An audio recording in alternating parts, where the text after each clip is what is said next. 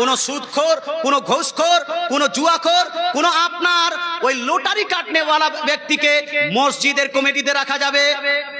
বলতে হবে মসজিদের কমিটিকে কোনো ঘুষখোরকে রাখা যাবে না, কোনো সুদখোরকে রাখা যাবে না, কোনো আপনার লটারি কাটনেওয়ালাকে রাখা যাবে না, কোনো জুয়ার আড্ডায় বসনেওয়ালা ব্যক্তিকে মসজিদের কমিটিতে রাখা যাবে না।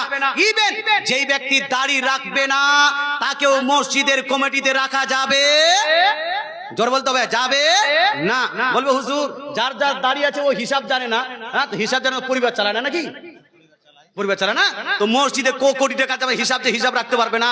এ ভাই, মসজিদের যারা আপনার নামাজ পড়ে না তাকে আপনার মসজিদের কমিটিতে রাখা যাবে না। এটাই হলো চূড়ান্ত, এটাই হলো চূড়ান্ত।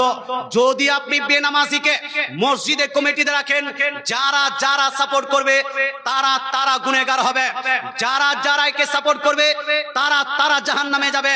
বেনামাজিকে মসজিদের কমিটিতে রাখা যাবে না।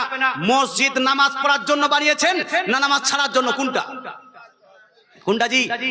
এবার মসজিদের সভাপতি নিজেই যদি নামাজ না পড়ে, মসজিদের ক্যাশিয়ার নিজেই যদি নামাজ না পড়ে, মসজিদের যদি সেক্রেটারি নিজেই নামাজ না পড়ে, ও মসজিদে সেক্রেটারি থাকার যোগ্য আছে না।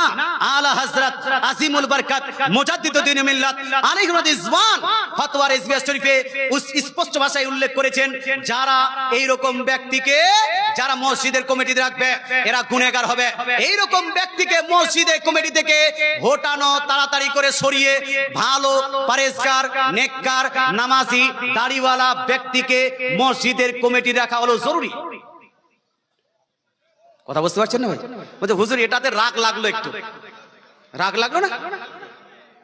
মাশাআল্লাহ সুবহানাল্লাহ। বলতে চাই মুসলমান, রাগ লাগলেও কিছু করার নাই।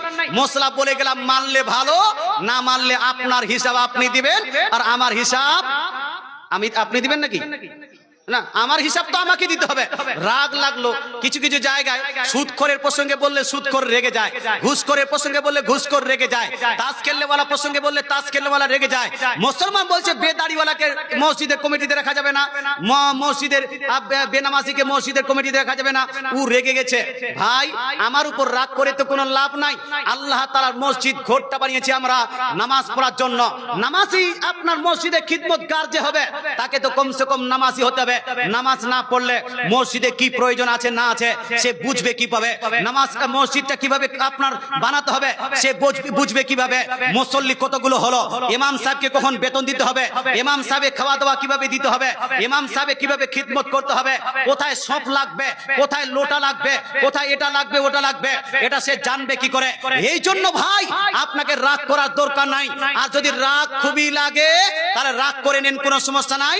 রাগ করে বলেন আজ থেকে মসজিদের কমিটিতে ছাড়বো না, তবে আমি আজ থেকে রাগ করে দাড়ি ছেড়েই দিলাম। জোরে বলেন সুবহানাল্লাহ। আজ থেকে রাগ করে দাড়ি ছেড়ে দিলাম, আর দাড়ি কাটবো না। আজ থেকে রাগ করে আমি নামাজ পড়া শুরু করে দিলাম। জোরে বলেন সুবহানাল্লাহ।